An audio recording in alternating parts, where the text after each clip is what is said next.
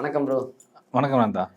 நாடாளுமன்ற தேர்தல் இன்னும் ஓரிரு நாட்கள்ல வாக்குப்பதிவே நடக்க இருக்கு. இந்த நிலையில நம்ம பல தொகுதியில பார்த்துட்டு இருந்தோம். ஒரு தொகுதியை பார்த்து அது ஒருவேளை என் சொந்த தொகுதி அப்படிங்கிறனால இப்ப என்னுடைய என்னுடைய ஊர்ல வர தொகுதி. அங்க ஒரு கள நிலவரம் என்னவா இருக்கு அப்படின்னு பார்க்கலாம். நான் கரூர் தொகுதி சொல்றேன். இந்த கரூர் தொகுதி நம்ம ஏன்னா கரூர் தொகுதி இருக்கிறதே தமிழ்நாட்டுல கிட்டத்தட்ட 4 மாவட்டத்துல இருக்க தொகுதி எல்லாத்தையும் ஒரே தொகுதியில வருது கரூர் தொகுதி நினைக்கிறேன். ஏன்னா மொத்தம் 6 தொகுதிகளா அரவக்குறிச்சி, கரூர், அப்புறம் இன்னொரு வரும் கிருஷ்ணராயபுரம் தனி தொகுதி இல்லையா, அது வருது 3. திண்டுக்கல்லேருந்து வேடச்சந்தூர் தொகுதி வருது, திருச்சியிலேருந்து மணப்பாறை வருது, புதுக்கோட்டையிலேருந்து விராலிமலை வருது. இப்போ இந்த 6 சட்டமன்ற தொகுதியும் உள்ளடக்கிய இந்த கரூர் தொகுதி ஒரு நல்ல ஒரு காம்படிட்டிவான தொகுதியாக தான் பார்க்க முடியுது. இப்போ நான் போய் ஓரளவுக்கு பார்த்துட்டு வந்தேன். நீங்கள் கரூர் தொகுதியை எப்படி பார்க்குறீங்க? யாருக்கான வாய்ப்பு அதிகமாக இருக்குதுன்னு நினைக்கிறீங்க? அது வெரி இன்ட்ரெஸ்டிங்கான தொகுதி இல்லையா? அதுவும் குறிப்பாக வந்து நீங்கள் அரவக்குறிச்சி வந்து செந்தில் பாலாஜியும் சரி, மாநில தலைவர் அண்ணாமலை, பாஜகனுடைய மாநில தலைவர் அண்ணாமலைக்கும் சரி, அது எப்போவுமே ஒரு ஒரு ஒரு களமாக இருக்குது. இப்போ கொங்கு மண்டலத்தில் திமுக அண்ட் பாஜக அப்படின்னு பார்க்க போகும்போது அந்த ஒரு களத்தை அவங்க வச்சுருக்காங்க. ஆனால் இதில் குறிப்பாக பார்த்தீங்கன்னா ஏற்கனவே கொங்கு மண்டலத்தில் யார் ஸ்ட்ராங் அப்படின்னா அதிமுக. அதில் அந்த கரூரும் சேரும். கரூர் செந்தில் பாலாஜி அங்கேருந்து தான் போனவர். இப்போதைக்கு அங்கே எம்ஆர் விஜயபாஸ்கர் ஏற்கனவே போக்குவரத்துறை அமைச்சராக இருந்தவர். அவர் அங்கே முழுமையான கட்டுப்பாடில். அதிமுக பொறுத்த வரைக்கும் அவர் தான் இன்னைக்கு கரூரை பொறுத்த வரைக்கும். அப்படி ஒரு சூழ்நிலை மிகுந்த அந்த தொகுதி இந்த முறை யார் கைப்பற்றுவாங்கன்ற அந்த ஒரு பெரும் எதிர்பார்ப்பு இருக்கு. அதில் ஜோதிமணி அவங்க ஏற்கனவே நின்ன கேண்டிடேட் திரும்ப நிற்கிறாங்க. அவருக்கு எப்போ போல செந்தில் பாலாஜியோட ஆதரவாளர்கள் இந்த முறை தீவிரமாக வேலை பார்த்துட்டு இருக்காங்கன்ற ஒரு பக்கம். அண்ணாமலையே அங்கே நிற்கலை, அவர் கோயம்புத்தூருக்கு போயிட்டாரு. பட் எல் தங்கவேலு அதிமுக களம் இறக்கி இருக்கிறாங்க. அப்படி எல் தங்கவேலு பொறுத்த வரைக்கும் நீங்கள் பார்த்தீங்கன்னா அங்கே ரொம்ப பிரபலமான ஒரு நபராக இருக்கார், அருண் டெக்ஸ்ட் தங்கவேலு. அருண் டெக்ஸ்ட்ன்றது அவர் அவர் படித்து முடிச்சுட்டு அப்படியே வந்து தொழில் துவங்குறாரு. அந்த பவர்லூம்னு சொல்கிறோம் இல்லையா, அந்த பவர்லூம் டெக்னாலஜி மூலயமா தறி அங்கே வந்து ஜவுளி தான் மெயின். கரூரை பொறுத்த வரைக்கும் ஜவுளி ஏற்றுமதி தான் ரொம்ப பிரதான தொழில். தறி முன்னாடி இருந்த தறி, அதுக்கப்புறம் இப்போ பவர்லூம் தறி, இது ரொம்ப முக்கியமானது. அந்த துறையில் ஒரு ஆளுமையாக இருக்கக்கூடிய ஒரு நபர் அல்லது ஒரு பெரிய இண்டஸ்ட்ரி அந்த துறையில் ஒரு முக்கிய அடையாளமாக இருக்கக்கூடிய அந்த பகுதியை சேர்ந்த அந்த அருண் டெக்ஸ்ட் தங்கவேல் அனுப்பியிருக்கிறாங்க. ஸோ ஒரு பெரிய நல்ல காம்படேட்டிவாக போகிறதா நமக்கு தோணுது. இப்போ ஜோதிமணி அவங்களுக்கு ஆல்ரெடி சீட்டு இருக்கா இல்லையா அப்படிங்கிற ஒரு நிறைய ஒரு இழுபறி இருந்தது. ஏன்னா காங்கிரஸ் உள்ளேயே அப்போ சண்டை இருந்தது. முன்னாடி கேஸ் அழகிரி இருக்கும்போது அழகிரிக்கும் அவங்களுக்கும் ஒரு பெரிய சண்டை நடந்தது. இந்த முன்பு, அதாவது தலைவர் மாற்றப்படுறதுக்கு முன்பு, செல்வ பிறந்ததுக்கு முன்பு ஒரு பெரிய சண்டை நடந்தது. இவங்க ஜோதிமணி அவர்கள் நேரடியாக ராகுல் காந்தியோடு அங்கு ஓரளவுக்கு நல்ல இணக்கமாக இருந்தாங்க. ஆனால் இங்கு திமுக தலைமை வந்து இவர்களை வெறுப்புது. ஆனால் ஒரு வழியாக கடைசியில் சீட் கிடைச்சது. இருந்தாலும் அவங்க நிறைய தொகுதிகளுக்கு உள்ளே போகும்போதெல்லாம் பொதுமக்கள் எதிர்ப்பு நிறைய இருந்தது. அவங்களை கடைசியாக இப்போ தான் போன வாட்டி பார்த்தேம்மா, இந்த வாட்டி இப்போ தான் பார்க்குறேன் அப்படின்னு நிறைய நேரடியாகவே கேள்விகளை வச்சாங்க. தலைதறிச்சு ஓடினாங்க.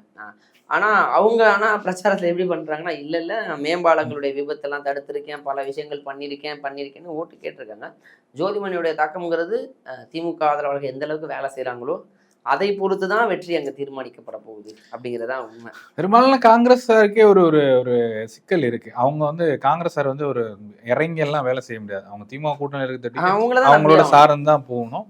அந்த இது இங்கே ஜோதிமணி அவர்களுக்கு இருக்குது. ஜோதிமணி அவர்களும் வந்து களத்தில் எல்லா இடத்துக்கும் போய் பார்த்தாங்களா அப்படின்லாம் சொல்ல முடியாது. எந்த எப்பயுமே களத்தில் வந்து ஒரு இப்போ கரூருக்குன்னா கரூர் மாநகராட்சிக்குள்ள ஏதாவது ஒன்று 2 ஃபங்க்ஷன் எம்பி களத்துக்கு போகிறதுங்கிறது அதெல்லாம் வந்து கனவுல தான் நடக்கும். போது அது ஏற்றுக்கிட்டு தான் ஆகணும், என்ன சொல்லலாம். பட் ஒரு சில எம்பிக்கள் உண்மையில தொகுதிகளுக்கு போய் பார்க்குற விஷயங்கள்லாம் இருக்குது. அது கரூரில் நடந்திருக்கா கடந்த காலங்கள்னு கேட்டால் பெரிதா இல்லைன்னு தான் சொல்றேன். இல்லை இந்த எம்பிக்கள் பொறுத்த வரைக்குமே இவங்க பிரச்சாரமே வந்து ஆக்சுவலி வந்து அவங்களுடைய வேலை இல்லை. இந்த சின்ன ரோடு போட்டு கொடுக்குறது, தண்ணி வர்றதெல்லாம் வேலை இல்லைனாலும் ஆனால் இவங்க அதை பண்ணுறாங்க.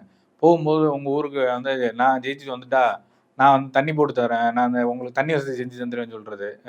அதுக்கப்புறம் யாராவது இந்த புறமுக இடத்துல பட்டா இல்லாம இருப்பாங்க, அவங்களுக்கு நான் ஜெயிச்சா பட்டா போட்டு தரேன்னு சொல்றது. அல்லது இவர் கூட போற அந்த நிர்வாகிகள் யாரான்னு சொல்றது. அப்புறம் நீ இப்படி ஓட்டு கேட்டீங்கன்னா அப்புறம் நீங்க ஓட்டு கேட்டு ஜெயிச்சுட்டு வந்துடுறீங்க. திருப்பி வரும்போது என்ன எதிர்பார்ப்பாங்க, போனால கேட்டல ஒரு எம்பி தன்னுடைய தொகுதிக்கு என்னெல்லாம் தன்னால பண்ண முடியும், எதெல்லாம் அங்க பேச முடியுங்கிறத தாண்டி நிறைய வாயில வந்ததெல்லாம் அடிச்சு விடுறாங்க. அதோடைய தாக்கம் இந்த முறை பரவலா எல்லா தொகுதியிலுமே தெரிஞ்சுது. நீ சொன்னியே, ஏன் ரோடு போட்டு கொடுத்தீங்களா, அது பண்ணீங்களா, பட்டா போட்டு தரேன்னு சொன்னீங்களே, பட்டா வாங்கி தந்தீங்களா, இந்த கேள்விகள்லாம் அதுல நிறைய வந்தது. அதுல இந்த கரூருக்கும் வந்தது. மற்றபடி இது ஒரு காமன் இஷ்யூ தான். பட் என்னன்னா ஜோதிமணி அவர்களுக்கு வந்து இப்போ செந்தில் பாலாஜி அவர்கள் ஒரு பெரிய நெருடலா இருந்தாங்க. முன்னாடி வந்து 2 பேருக்கும் ஒரு ரேப்போ இல்லை. ஆனா இந்த முறை வந்து வேற வழி இல்ல. மு.க. ஸ்டாலின் அவர் சொன்னதுனால வேலை செய்கிறதா தோணுது.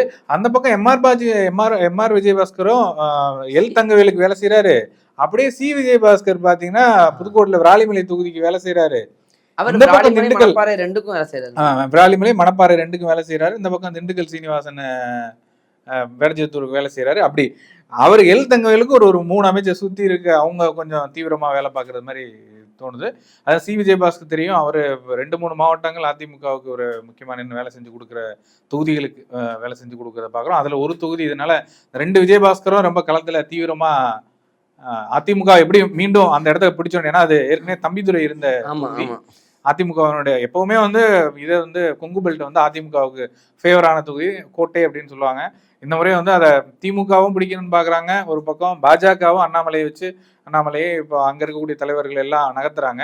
அதுல மிக முக்கியமான ஒரு தொகுதினா இப்ப கரூர். அந்த கரூரையும் விட்டுறக்கூடாதுன்றதுல அந்த பகுதியில எடப்பாடியுமே சரி, ஏன்னா எடப்பாடி கொங்கு பெல்ட் தானே, எடப்பாடியா இருக்கட்டும், எடப்பாடி தங்கமணி, வேலுமணி இவங்களுடைய பார்வையும் நீங்க சொன்ன உங்க ஊர் இருக்கக்கூடிய அந்த கரூர் தொகுதியில முழுமையா இருக்கு. முழுமையா அதிமுகவும் போயிட்டு இருக்காங்க. அதனால ஒரு நல்ல அதிமுக வசம் வருமா அப்படிங்கிறத தேர்தல் நாள் தீர்மானிக்கும். ஆனா தேர்தல் பிரச்சாரத்துல மக்களுக்கான வரவேற்பு அதிமுகவோட ஒரு மாற்றம் விரும்புறாங்க. அதனால எல் தங்கவேலு அவர்களுக்கு ஒரு ஒரு ஒரு ஆதரவு பெரிதளவா இருக்கா. காரணம், எம்.ஆர். விஜயபாஸ்கரும் வேலை செய்யறாரு, சி. விஜயபாஸ்கரும் வேலை செய்யறாருங்கும் பொழுது ஓரளவுக்கு களம் அவர்களுக்கு சாதகமா இருக்கிறதா நான் பார்க்க முடியுது. பட் ஆனா எண்ட் ஆஃப் த டே மக்கள் தான் அந்த தீர்ப்பை. தங்கவேலு அவர்களுக்குமே அங்க ஒரு செல்வாக்கு இருக்கு. சொன்ன மாதிரி ஒரு அடையாளமா, ஏன்னா அங்க இருக்கக்கூடிய ஒரு முக்கியமான தொழில் டெக்ஸ்டைல். அந்த டெக்ஸ்டைல்ல அவர் ஒரு முக்கியமான இடத்தை பிடிச்சு வச்சிருக்காரு. அது மூலியமா செஞ்சக்கூடிய சேவைகள் எப்பவுமே ஒரு தொழிலதிபர் ஆயிட்டா இதெல்லாம் செய்வாங்க இல்லையா, ஒரு கல்வி உதவி, மருத்துவ உதவி, இந்த மாதிரியான விஷயங்கள் செய்ய போகும்போது அது மக்கள்கிட்ட ஈடுபடும். அது மாதிரியான விஷயத்த ஒரு அடிப்படையில பேசிக்கா ஒரு விவசாய குடும்பத்துல இருந்து வந்திருந்தாலும் தொழில முன்னேறும் பொழுது அதுல இருக்கக்கூடிய மூலியமா சில தொண்டு நிறுவனங்களோட சேர்ந்து அதுல உறுப்பினராகி அந்த மூலியமா செஞ்சு வச்சிருக்க அந்த அவரோட சொந்த உழைப்பும் கொஞ்சம் அவருக்கு அந்த தொகுதியில பாசிட்டிவ் தரும்னு நினைக்கிறேன். மற்றபடி கட்சியோட ஏற்கனவே இருந்த வாக்கு இதெல்லாம் கூட தெரியும். இதுல ஒரு சுவாரஸ்யமான விஷயம், ஒரு ஏற்கனவே வந்து மதிமுகல இவருக்கு தங்கவேலு தொடர்ச்சியா மதிமுகல இருந்தவர். செந்தில் பாலாஜி அங்க மதிமுகல இருந்த பொழுது அப்பொழுதும் உங்களுக்குள்ள ஒரு இது இருந்திருக்கு, ஒரு எப்படி சொல்ல, ஒரு நட்பு இருந்திருக்கு. பட் இப்போ பாத்தீங்கன்னா களத்துல நேர் எதிராக நின்று வேலை செய்யறாங்க. ஸோ அந்த ஒரு விஷயமும் சுவாரஸ்யமா போகுது அந்த தொகுதியை பொறுத்த. அது போக நம்ம 2 பேரை பத்தி தான் பேசணும். அதிக வேட்பாளர்கள் போட்டியிடுற தொகுதியும் கரூர் தொகுதி தான் நினைக்கிறேன் நான். அப்படி இருக்கும்போது அதுல என்ன 2 பேர் பாஜக தரப்புல அவங்க மாவட்ட தலைவர் செந்தில்நாதனா அவர் அவர் இருக்கார் களத்துல. அவர் நேரடியாக மக்களை சந்திச்சு நிறைய வாக்குறுதிகள்லாம் தர்றாரு. என்னோட ஃபோன் நம்பர் எடுத்துக்கோங்க, நிறைய விஷயங்கள் பேசுறாரு. அவருக்கான ஒரு கணிசமான வாக்கு இருக்குங்கிற பட்சத்தில் நாம் தமிழர்ல கருப்பையா, மருத்துவர் கருப்பையா இருக்காரு. அவருக்கான ஆதரவுமே கிராமப்புறம் வரைக்குமே இருக்கு, ஓரளவுக்கு இருக்கு. பட் இருப்பினும் பெரும்பான்மையான ஒரு போட்டி. நாம் தமிழர் ஒரு நல்ல எடுப்பாங்க, அதுல எது மாற்று கருத்து ஒரு பேட்டிலா இருக்க போது அதுல எந்த ஒரு மாற்று கருத்தும் இல்ல. அந்த மாதிரி பாஜக வேட்பாளரை பொறுத்த வரைக்கும் இப்ப சில தொகுதியில வந்து 2வது இடம் பிடிச்சிருவாங்களா அப்படின்ற மாதிரி விவாதம் வருது இல்லையா, அந்த மாதிரியான ஒரு தொகுதியா கரூர் இல்ல. அது கிடையாது, டைரக்டாவே நீங்க எடுத்துக்கலாம். ஜோதிமணி விசேஷ் தங்கவேலு, ஜோதிமணியோட கடந்த கால செயல்பாடுகளால ஒரு அதிருப்தி இருக்கு. அந்த அதிருப்தி தங்கவேலு அவர்களுக்கு மாறும் பட்சத்துல அவர் வெல்வார் அப்படிங்கிறது தான் அங்க இருக்க கள நிலவரமா இருக்கு. நம்ம பொறுத்திருந்து பார்ப்போம். என்ன இருந்தாலும் தேர்தல் நாளில் தெரியும்னு நினைக்கிறேன். ஸோ இன்னொரு வீடியோவில் சந்திப்போம் ப்ரோ. நன்றி. நன்றி நந்தா.